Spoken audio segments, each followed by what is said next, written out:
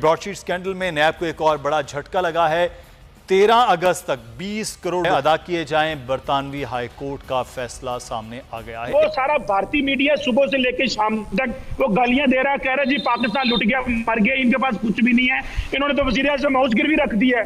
2 crore 20 lakh dollar जुर्माना पहले हुआ, अब जनाब मजीद 12 लाख डॉलर अब फिर देना है।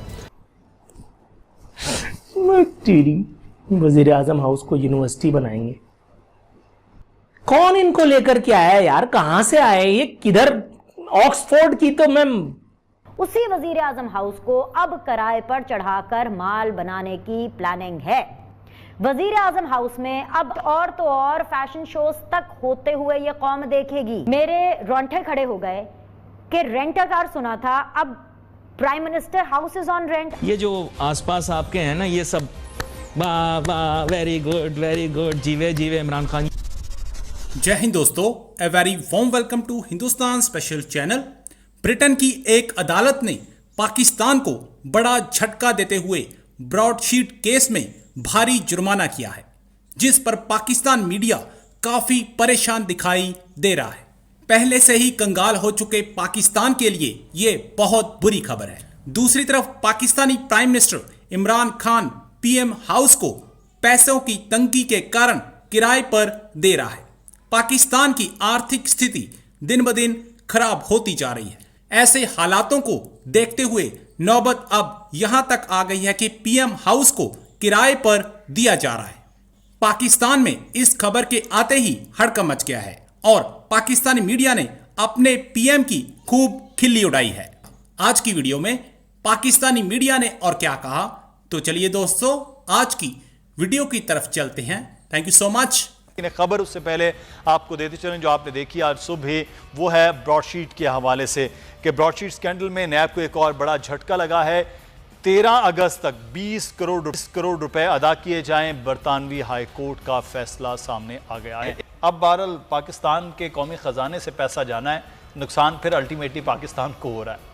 रोज़ाना वज़ीर आज़म भी कहते रहते हैं कि जनाब पाकिस्तान बाहर से पैसा आता है फिर बाहर चला जाता है, लेकिन कभी आपने देखा कि किसी ने जाकर इस बात की खबर ली हो कि आपका पैसा मुल्क में आता है और फिर जाता है तो किस तरह से जाता है और कौन सी मद में जाता है, और फिर आसपास ठोस शहादतें नहीं होते, आपका सिस्टम जो है वो नहीं रोकता है। और फिर जो लोग कर रहे होते हैं वो इतने ताकतवर होते हैं, जनाब हमारे राजा साहब ने जिस तरह से बताया, वो तो इतने ताकतवर होते हैं कि आप उनके बारे में सोच भी नहीं सकते। उनके बारे में गलत आपके जहन में भी नहीं आ सकता है, आ जाए तो फिर बड़े मसाइल पैदा हो जाते हैं। बताने की अदालत में ये कंपनी केस जीत गई कि जनाब ठीक है, इनको पैसे दिए जाएं, एक तौर पर आप क्यों आपने मुआहदा खत्म कर दिया था। अब पाकिस्तान भुगत रहा है 2 करोड़ 20 लाख डॉलर जुर्माना पहले हुआ, अब जनाब मजीद 12 लाख डॉलर अब फिर देना है। तो बाबर डोगर साहब, इसका मतलब ये है कि फिर पाकिस्तान करप्शन के पीछे ना जाया करे। अभी नवाज शरीफ साहब हैं, वो जाली अकाउंट केस देख रहे हैं। हाँ, उसमें जाली अकाउंट में अरब रुपए की रिकवरी हुई है, लेकिन नवाज शरीफ और उनके ख़ानदान से इतनी ज़रूर हुई है कि वो नीलामियाँ शुरू हो गई हैं उनके एसेट्स की, वो ज़रूर यहाँ पाकिस्तान में हो रहा है। लेकिन ये भी डर लगता है कि वो पहले की तरह फिर आएँ और फिर जनाब दोबारा वापस ले लें हर चीज़। समा साहब, ये क्लासिकल केस है, खाया पिया कुछ नहीं, गिलास तोड़ा 12 आने। यानी कि आप उससे एग्रीमेंट करते हैं कि वो नवाज शरीफ के एसेट्स जो है, जो करप्शन का पैसा जो बाहर गया है, उसको आइडेंटिफाई करेंगे और वो जो पैसा रिकवर होगा उसमें से 20% ब्रॉडशीट को मिलेगा। अब मसला ये कि मुशर्रफ साहब तो डील कर लेते हैं नवाज शरीफ के साथ, नवाज शरीफ बाहर चले जाते हैं और इनको कह दिया जाता है कि आपके साथ मायदा कैंसिल। अब वो उसके बाद ब्रॉडशीट जो है वो खुद भी टूट जाती है और एक नई ब्रॉडशीट बन जाती है जिसको हेड करते हैं जेरी जेम्स कोलोराडो। वो जनाब क्लेम लेके पहुंच जाते हैं कि जनाब आपने मेरा पैसा देना है, ये हमने आइडेंटिफाई की थी करप्शन, हमें कुछ मिला नहीं है। उस पर जरदारी साहब की जो गवर्नमेंट है उनको $5 मिलियन दे देती है। $5 मिलियन जेरी जेम्स ले जाता है। उसके बाद एक और बंदा आ जाता है, कावे मौसवी कहता है जनाब जिस कंपनी से आपने एग्रीमेंट किया था वो जेरी जेम्स की नहीं थी, वो तो आइल ऑफ मैन, उसका मालिक मैं हूँ, वो मेरी कंपनी थी, मुझे पैसे दें। ये उसको नहीं देते, वो कोर्ट में चला जाता है, कोर्ट में केस चलता है और अल्टीमेटली वो $100 मिलियन क्लेम करता है जी मुझे दिए जाए। रेंट कार तो अक्सर सुना होगा, आज हम आपको रेंट प्राइम मिनिस्टर हाउस सुनाते हैं। वो कभी वजीर आजम हाउस की पुरानी गाड़ियों की नीलामी करा देते हैं और कभी वजीर आजम हाउस की भैंसें बेच डालते हैं, मगर अब वो कुछ नया करने जा रहे हैं। वो ज़रिया आमदन बढ़ाने के लिए पाकिस्तान के चीफ एग्जीक्यूटिव की सरकारी रिहाइश का यानी वजीर आजम हाउस को किराए पर चढ़ाने की मंसूबाबंदी कर रहे हैं। जी हाँ, बिल्कुल ठीक सुना आपने। वजीर आजम हाउस, जहां यूनिवर्सिटी भी बननी है, जहां यूथ ने तालीम की दौलत से मालामाल भी कभी होना है, उसी वजीर आजम हाउस को अब किराए पर चढ़ाकर माल बनाने की प्लानिंग है। वजीर आजम हाउस में अब अनकरीब नेशनल और इंटरनेशनल फूड इवेंट्स, सकाफती इवेंट्स, नुमाइश, विंटेज कार्स की नुमाइश और तो और फैशन शोज तक होते हुए ये कौम देखेगी।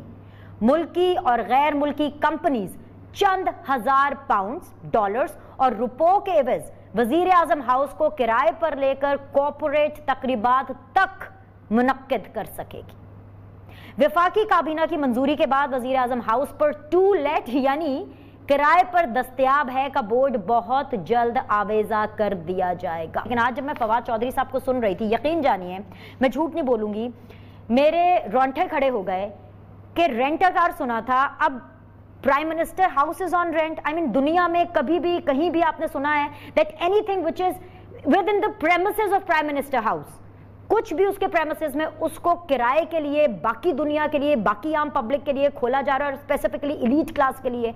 How is this possible in the league? वजीर आजम हाउस को अब यूनिवर्सिटी ना बनाने का फैसला किया गया है 3 साल बाद। वजीर आजम हाउस को यूनिवर्सिटी बनाएंगे। वजीर आजम हाउस को यूनिवर्सिटी बनाने चले थे, 3 साल हो गए इसको। अब 3 साल बाद इसको समझ में आया कि अबे ये नहीं करना, इसको कुछ और बनाते हैं।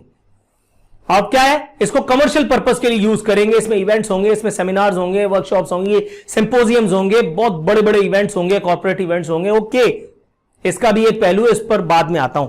लेकिन भाई किन अनाड़ियों की सरकार है भाई? 3 साल बीत गए इनको ये डिसाइड करने में कि यार अभी हमें ये करना है या वो करना है। कौन इनको लेकर के आया यार? कहां से आए ये? किधर? ऑक्सफोर्ड की तो मैं मुंह से मेरे को ऑल फॉल निकलता है। ये सियासतदानों की बातें होती हैं। इमरान खान साहब ने भी बातें की और अभी वजीर आजम हाउस को आप जो है वो रेंट पे चलाएंगे। मतलब क्या बातें करते हैं आप? कोई स्टेट की ऑनर भी होती है। सारा भारतीय मीडिया सुबह से लेकर शाम तक वो गालियां दे रहा है, कह रहा है जी पाकिस्तान लुट गया, मर गया, इनके पास कुछ भी नहीं है, इन्होंने तो वजीर आजम हाउस गिरवी रख दी है। वो पहले कहते हैं जी सड़कें गिरवी रख दी, एयरपोर्ट गिरवी रख दिए, अब वजीर आजम हाउस को आपने जनाब लगा दिया किराए के ऊपर। यकीन हो गया कि नहीं ये हकीकत ही है, तो आप भी इस हकीकत को तस्लीम करें ना। क्या मसला है आप लोगों के साथ? पाकिस्तान दुनिया का सस्ता तरीन मुल्क है। वैसे सर वजीर आजम इमरान खान साहब, आई लव यू, लेकिन सर मैं एक गुजारिश आपसे करना चाहूँगा। देखो मैं आपसे वाकई में मोहब्बत करता हूँ। ये जो आसपास आपके हैं ना, ये सब वाह वाह वेरी गुड जीवे जीवे इमरान खान, ये सब ड्रामेबाज लोग हैं।